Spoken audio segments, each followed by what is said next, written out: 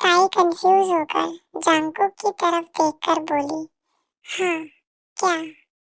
जांगकुक ने ताई के गाल पर हाथ रखते हुए कहा, बच्चा तुम बेवकूफ नहीं हो। मैंने तुम्हें कुछ कहने के लिए नहीं कहा।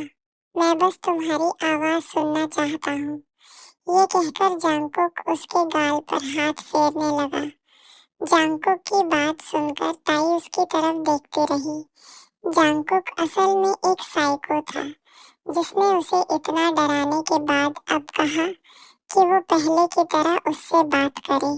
ताई ने उसे देखकर कहा, मैंने कहा ना, मैं कुछ नहीं कहना चाहती। जांगकुक ने उसका जबड़ा कसकर पकड़ लिया और उसका चेहरा अपने करीब ले आया। उसकी आंखों में देखते हुए जांगकुक बोला, तुम्हारे पास कोई चॉइस है, पपेट? पपेट शब्द सुनते ही ताई की आंखों से एक आंसू निकल पड़ा। जांगकुक ने उसका जबड़ा छोड़ते हुए कहा, अब बोलो बच्चा। रोते हुए ताई बोली, लेकिन मैं क्या बोलूं? ताई उसे देख रही थी। उसे रोते हुए देखकर जांगकुक भी उसकी तरफ देखता रहा। उसकी नजर महसूस करके ताई और ज्यादा रोने लगी। जांगकुक ने लंबी सांस ली और कहा, चुप हो जाओ बच्चा, मैंने तुम्हें रोने के लिए नहीं कहा था। ये कहकर उसने उसके आंसू पोंछ दिए। हिचकियां लेते हुए ताई ने उसकी तरफ देखा। अब वो थोड़ी शांत हो चुकी थी। जांगकुक ने उसके गाल दबाते हुए कहा, हाँ, रोना खत्म? अब बोलो, मैं तुम्हारी बातें सुनना चाहता हूँ बच्चा। ये कहते हुए उसने उसके कान के पीछे बाल कर दिए। जांगकुक की बात सुनकर ताई का फिर रोने का मन हुआ, लेकिन वो जानती थी कि अगर अब रोई तो जांगकुक उसे नहीं छोड़ेगा। ताई ने लंबी सांस ली और बुसान की बातें बताना शुरू कर दिया, जहां उसने अपना बचपन बिताया था। बात करते समय वो जांगकुक की तरफ नहीं देख रही थी, क्योंकि अगर वो उसकी तरफ देखती तो उसके मुंह से एक शब्द भी नहीं निकलता। जांगकुक भी ये जानता था। वो बस उसके गाल पर हाथ फेर रहा था और डरावनी नजरों से उसे देख रहा था। करीब आधे घंटे बाद ताई बोली, फिर मैं। और ये कहकर वो रुक गई और जांगकुक की तरफ देखने लगी। ताई की आंखों में भाव देखकर जांगकुक के चेहरे पर शरारती मुस्कान आ गई। वो बोला, और फिर तुम्हारी मुझसे टक्कर हुई बच्चा, जो नहीं होनी चाहिए थी। ये कहकर उसने उसके गाल से हाथ हटा लिया। जांगकुक की बात सुनकर ताई की आंखें फिर भर आई। जांगकुक ने घड़ी की तरफ देखा और कहा, बच्चा, मुझे देर हो रही है। खाना खा लेना और कोई बेवकूफी करने की कोशिश मत करना। ये कहकर वो गहरी नजर से ताई को देखने लगा। ताई ने धूप निगलते हुए कहा, मैं कुछ नहीं करूंगी। जांगकुक ने उसके सिर पर हल्की टपली मारकर कहा, गुड फॉर यू बच्चा। फिर वो अपना बैग उठाकर चला गया। जाते समय उसने गेट लॉक कर दिया। शाम का समय। बुगाम ध्यान से लैपटॉप की स्क्रीन देख रहा था। पुलिस स्टेशन के बाहर की फुटेज चल रही थी।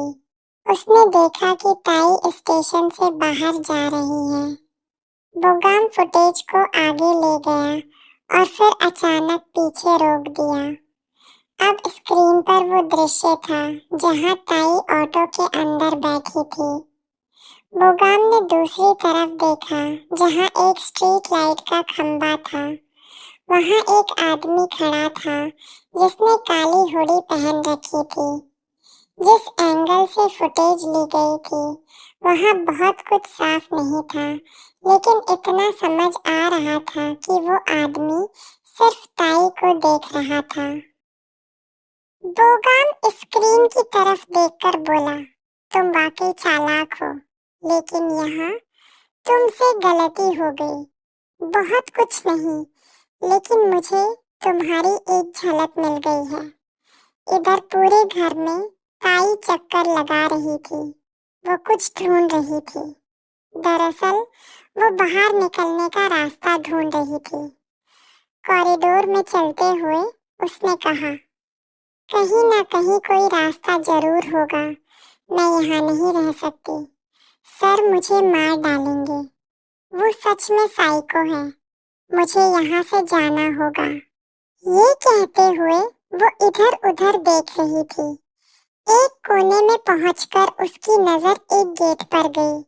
वो गेट के पास गई और सोचने लगी।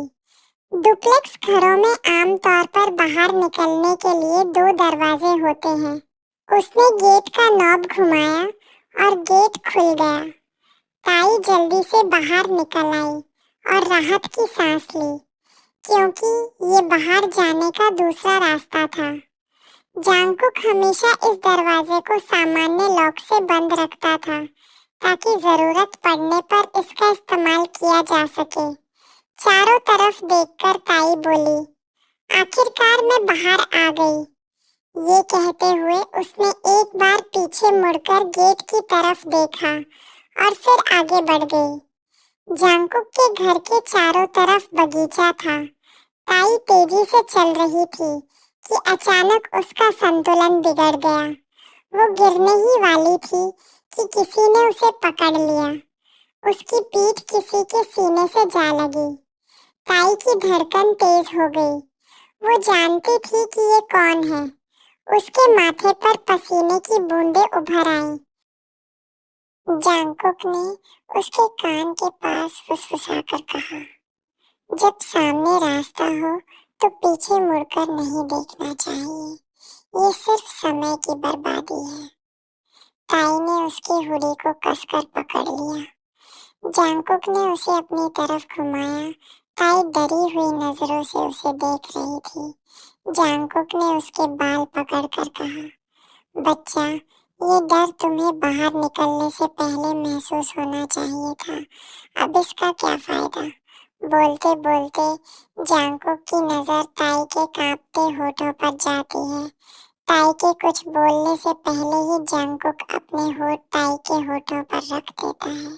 ताई की आंखें बड़ी हो जाती हैं और कुछ पलों के लिए उसे समझ नहीं आता कि वो क्या प्रतिक्रिया दे। जंगकुक ने सिर्फ ताई के होठों पर अपने होठ रखे थे। वो कोई मूवमेंट नहीं कर रहा था। वो बस विस्मय से भरी ताई की आंखों में देख रहा था। अचानक उसे अपनी गर्दन पर कुछ चुभता हुआ महसूस हुआ। उसके मुंह से हल्की सी आवाज निकली। धीरे धीरे उसकी आंखों में आंसू भरने लगे। जांगकुक बोला, यू हैव टू पे फॉर दिस, बच्चा। इतना सुनने के बाद ताई बेहोश हो गई।